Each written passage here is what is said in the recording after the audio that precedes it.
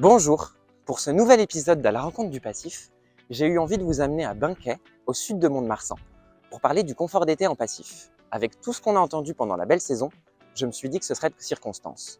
Je suis donc en route pour rejoindre Delphine dans sa maison à Haut-Ceinture-Bois, livrée en 2014. J'ai hâte de savoir comment elle et sa famille ont passé les épisodes de canicule de cet été. Vous aussi? Alors suivez-moi!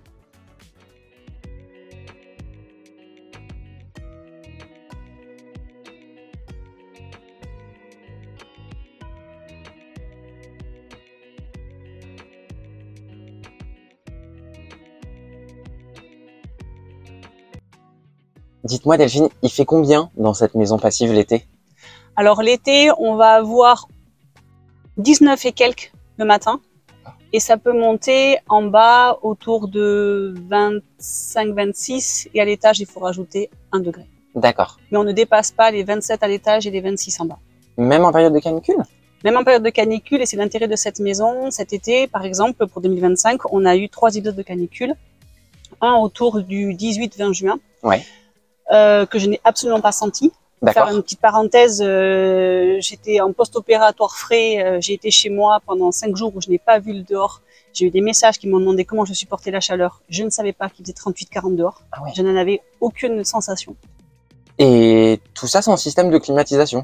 Il n'y a pas de climatisation. C'est-à-dire c'est la conception de la maison qui fait qu'on a un confort thermique en hiver d'une certaine façon et en été d'une autre façon. Est-ce que vous pourriez résumer, en tout cas nous expliquer qu'est-ce qui fait que dans un projet passif, on arrive à des températures finalement aussi douces pendant l'été, même en période de canicule? Alors c'est multifactoriel, bien évidemment. La première des choses, c'est bien évidemment l'isolation de l'enveloppe, la qualité d'isolation de l'enveloppe.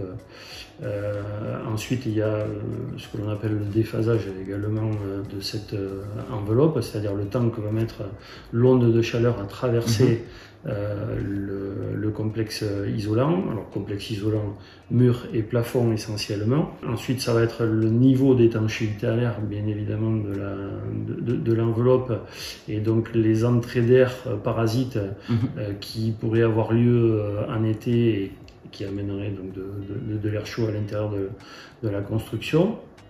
Autre paramètre important également, c'est le renouvellement d'air. Et donc là, le cœur d'une construction passive étant le système de ventilation double flux.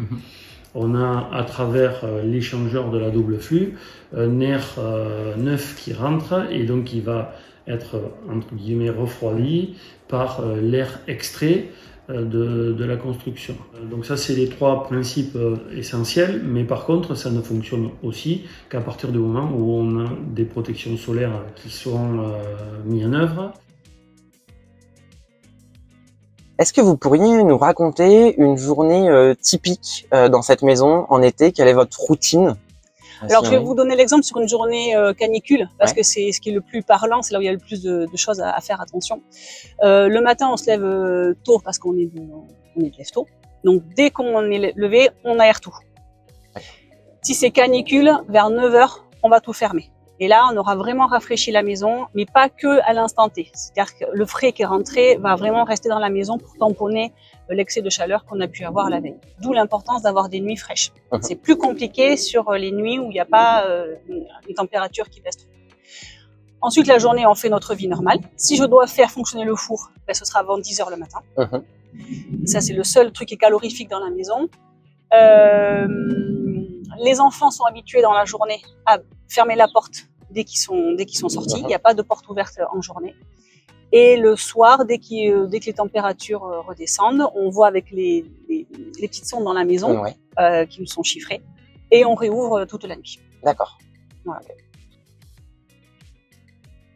Et qu'en est-il des protections solaires extérieures sur cette maison et comment vous les utilisez? Alors les protections solaires ont été vues dès la conception de la maison, c'est-à-dire qu'on a un étage avec un balcon dont la longueur a été calculée pour servir de casquette, exactement comme la visière d'une casquette, c'est pour ça que ça s'appelle comme ça. C'est une casquette parce que l'été, les rayons du soleil sont verticaux, donc taperés sur les vitres, alors que la casquette arrête les rayons. Donc on n'a pas le contact des rayons sur les vitres qui pourrait gonfler la température intérieure. Alors que l'hiver, Cette casquette n'est absolument pas gênante puisque le soleil étant plus bas, les entrées solaires sont horizontales et au contraire, là, on bénéficie des calories qui nous réchauffent la maison.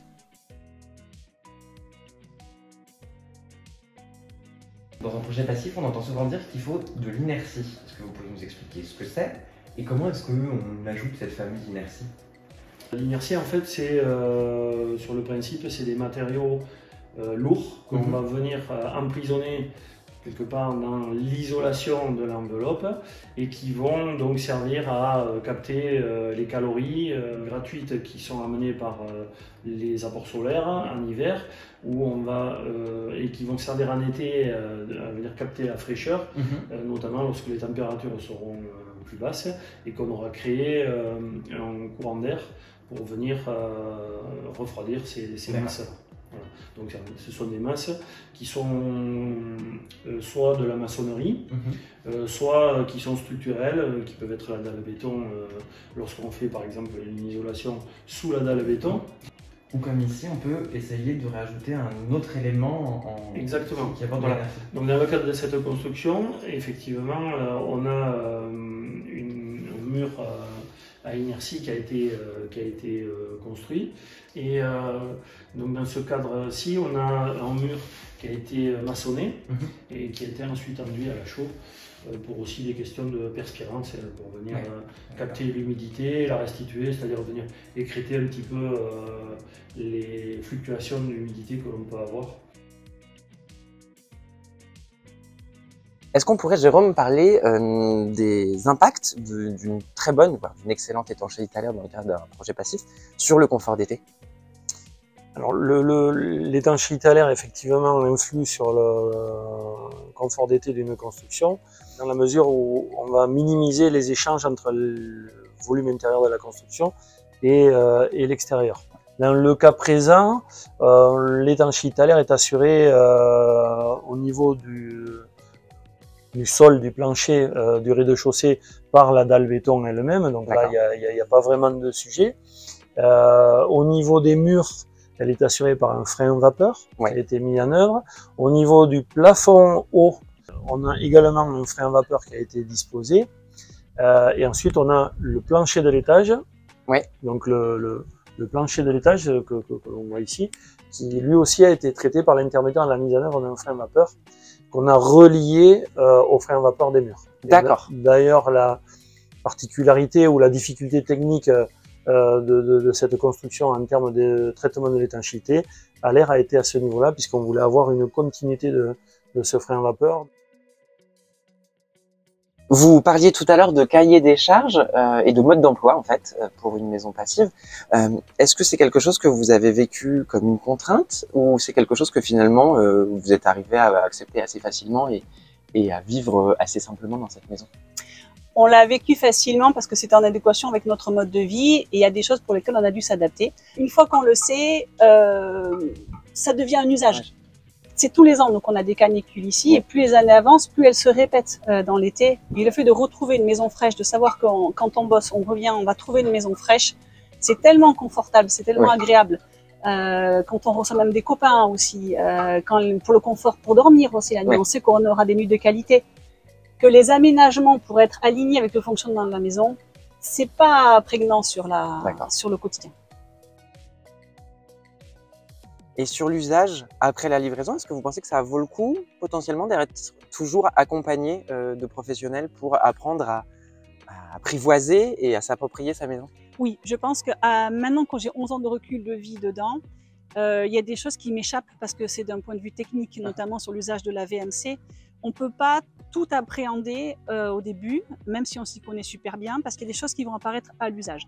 Et si on est accompagné, comme c'est mis en place aujourd'hui par des professionnels qui, eux, ont une maîtrise totale de la technique, c'est vraiment un plus.